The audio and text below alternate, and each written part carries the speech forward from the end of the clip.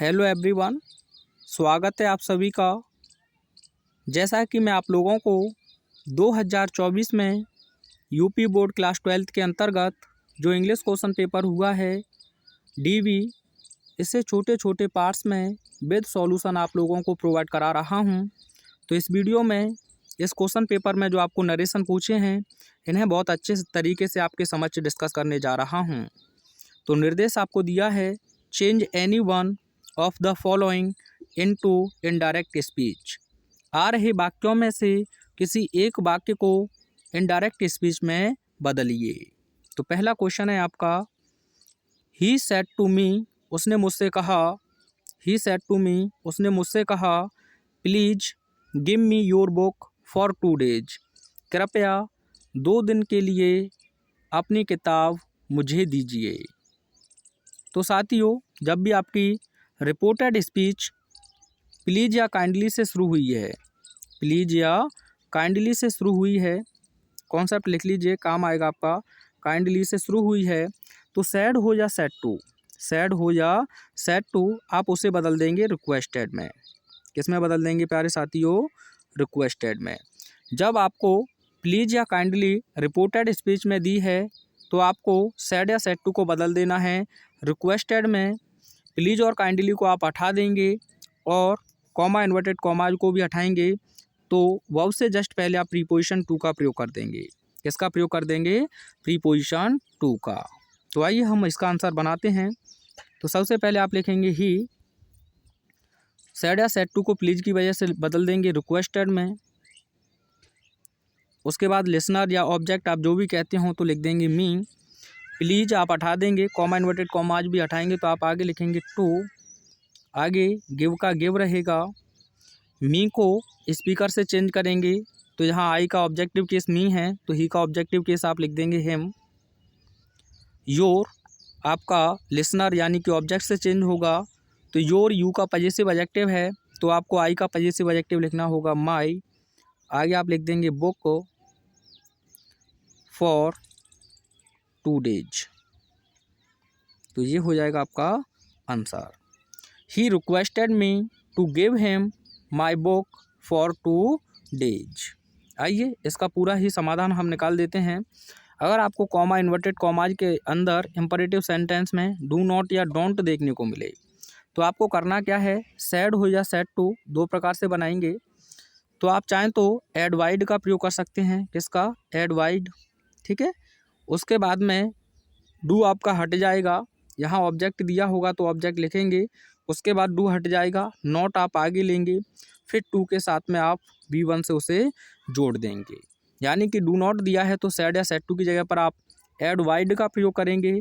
Object दिया है तो उसे लिख देंगे, उसके बाद डू आप हटा देंगे, नॉट को लिखेंगे, और नॉट के बाद आप लिखेंगे 2 + B1। जैसे कि एक एग्जाम्पल देखिए, यहाँ से भी पूछे गए हैं, छोटा सा ही एग्जाम्पल लेंगे। He said to me, he said to me, comma inverted comma शुरू, do not waste your time, waste your time, ठीक है, ये समझ लीजिए आप। तो देखिए ये किससे स्टार्ट हुआ है आपका? डू नॉट से। तो सबसे पहले आप लिखेंगे ही, अब यहाँ डू नॉट आ जाए इसीलिए आप एड वाइड का प्रयोग करेंगे, एड वाइड, और यहाँ लिख देंगे मी। डू आपका हट जाएगा, आगे ले लेंगे आप नॉट को, ठीक है। उसके बाद आपको लगाना है टू, आगे लिखेंगे वेस्ट, और यहाँ योर को मी से चेंज करेंगे तो हो जाएगा माई, आगे लिख देंगे टाइम। तो ही एडवाइड me not to waste my time. अगर ये नहीं लिखना चाहते हैं आप, तो यहाँ फॉरवर्ड का आप प्रयोग कर देंगे। किसका प्रयोग कर देंगे साथियों? फॉरवर्ड, सैड या सैड टू की जगह पर, और डू नॉट आप कंप्लीट रूप से हटा देंगे। इसका आंसर आप ये भी लिख सकते हैं, ही फॉरवर्ड मी, और इसे आप हटा देंगे नॉट को, टू वेस्ट माई टाइम। दोनों तरीके से आप बना सकते हैं। फॉरवर्ड लगाएंगे तो डू नॉट दोनों हटेंगे, एडवाइड लगाएंगे तो डू हटेगा अकेला, ठीक है। अगला क्वेश्चन देखिएगा, they said to us why are you not playing, यानी कि उन्होंने हमसे कहा तुम क्यों नहीं खेल रहे हो। तो साथियों, जब भी आपका रिपोर्टेड स्पीच में सेंटेंस इंट्रोगेटिव है, यानी कि वह WH वर्ड से प्रारंभ हुआ है और क्वेश्चन मार्क पर समाप्त हुआ है, तो सैड हो या सैड टू उसे आप आस्क्ड में बदल देंगे। किस में बदल देंगे, आस्क्ड में। उसके बाद अगर आपको ऑब्जेक्ट दिया है तो लिख दीजिए, और जो WH वर्ड है उसी को आप कनेक्टिंग वर्ड बना देंगे।